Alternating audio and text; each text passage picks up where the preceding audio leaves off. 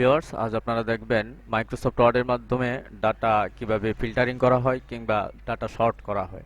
তো এখানে আমরা তিনটা ক্যারেক্টার নিয়েছি, দেখতে পারতেছেন। একটা হচ্ছে নেম, আর একটা রোল, আর একটা হচ্ছে ডেট অফ বার্থ।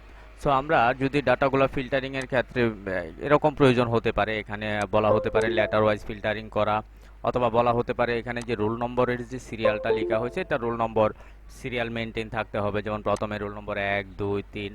তো রোল নম্বরের উপর ভিত্তি করে, অথবা বলা হতে পারে এখানে ডেটের উপর ভিত্তি করে, যাদের ডেট আগে আছে, মানে বয়সের দিক দিয়ে যারা আগে, তাদেরটা আগে থাকবে, তারপরে তুলনামূলক বয়স কম যাদের, তাদেরটা পরে থাকবে। তো সেই ক্ষেত্রে ফিল্টারিংটা কিভাবে করতে হয় সেটাই এখন আপনাদেরকে দেখাচ্ছি।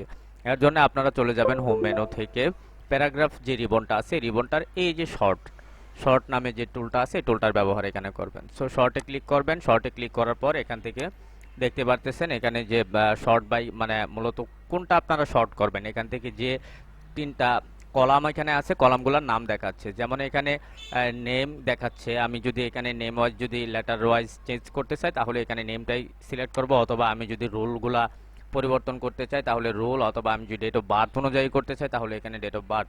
সো আমি প্রথমে আপনাদেরকে লেটার ওয়াইজ দেখাচ্ছি। আমাকে বলা হয়েছে যাদের নামের লেটার আগে আছে তাদেরগুলো আগে থাকবে। সো সেক্ষেত্রে আমি এখানে লেটার ওয়াইজ অর্থাৎ নেম সিলেক্ট করলাম, আর এখান থেকে টেক্সটই থাকবে, যেহেতু লেটারগুলা এগুলা টেক্সট ওয়াইজ ডাটা, সেক্ষেত্রে টেক্সটই থাকবে। আমি ওকে ক্লিক করব। দেখুন এখানে ডাটাগুলা কিন্তু ফিল্টারিং হয়ে গেছে, যে দেখতেই পাচ্ছেন যাদের নামগুলা এ দিয়ে যাদের নাম তাদের নামগুলো আগে, তারপরে দেখতে পাচ্ছেন বি দেয়া যাদের নাম, তারপর সি দেয়া যাদের নাম, এভাবে একদম ডাটা সিরিয়ালি চলে আসছে। ঠিক আছে।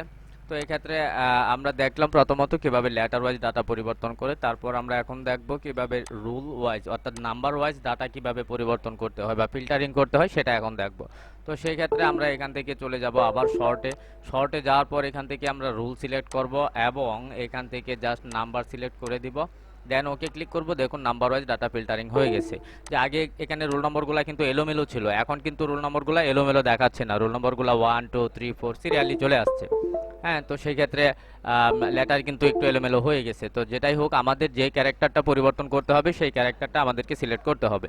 তো এখানে যদি আমরা ডেট ওয়াইজ যদি ডাটা পরিবর্তন করি তাহলে জাস্ট এখান থেকে আমরা শর্টে চলে যাব এবং এখান থেকে কলাম 3 সিলেক্ট করব এবং মূল বিষয়টা যেটা হচ্ছে ডেট, এখানে আমরা ইয়াতে যাব এবং নেমের জায়গায় আমরা এখানে ডেট অফ বার্থ সিলেক্ট করে দিব, আর এখান থেকে ডেট সিলেক্ট করে দিব, দেন ওকে ক্লিক করব। ওকে ক্লিক করলে এখানে আমাদের ডেট ওয়াইজ ডাটাগুলা চলে আসছে। যেমন দেখতেই পারতেছেন এখানে আগে যাদের 2000 সালে যাদের জন্ম তাদেরটা আগে চলে আসছে, তারপরে যাদের জন্ম 2001 এ যাদের জন্ম তাদেরগুলো আসছে, তারপর 2002 এ যাদের জন্ম 4 5 6 7, মানে যে প্রথম দিকে যার জন্ম সালটা আগে, মানে জন্ম তারিখটা যার আগে তারগুলা আগেই চলে আসছে এখানে। সো এইভাবে আপনারা চাইলে তিনটা পদ্ধতিতে, মানে তিনটা ক্যারেক্টারের উপর ভিত্তি করে, একটা হচ্ছে টেক্সট ওয়াইজ ডাটা পরিবর্তন, সেক্ষেত্রে আপনারা নাম হতে পারে কিংবা কোনো অক্ষর জাতীয়, মানে লেটার দিয়ে যেসব তথ্যগুলো ইনপুট করা যায় এই জাতীয় তথ্যের ক্ষেত্রে আপনি লেটার ওয়াইজ ডাটা ফিল্টারিং করতে পারবেন, অথবা আপনি যদি রুল বা কোনো নাম্বার জাতীয় তথ্য অনুযায়ী, যে নাম্বারের উপর ভিত্তি করে যদি ডাটা ফিল্টারিং করতে চান সেক্ষেত্রে আপনাদের নাম্বার ওয়াইজ ডাটা সিলেক্ট করতে হবে। এবং যদি ডেট ওয়াইজও যদি আপনাদের ডাটা পরিবর্তন করার প্রয়োজন পড়ে বা ফিল্টারিং করার প্রয়োজন পড়ে সেক্ষেত্রে আপনারা ডেট শর্টও করতে পারবেন। ওকে, তো এই ছিল আজকের। যদি ভিডিওটা আপনাদের ভালো লেগে থাকে তাহলে অবশ্যই চ্যানেলটি সাবস্ক্রাইব করে রাখবেন এবং পাশে থাকা বেল আইকনটি ক্লিক করে রাখবেন যেন পরবর্তীতে ভিডিওগুলো সবার আগে পেয়ে যান। ধন্যবাদ।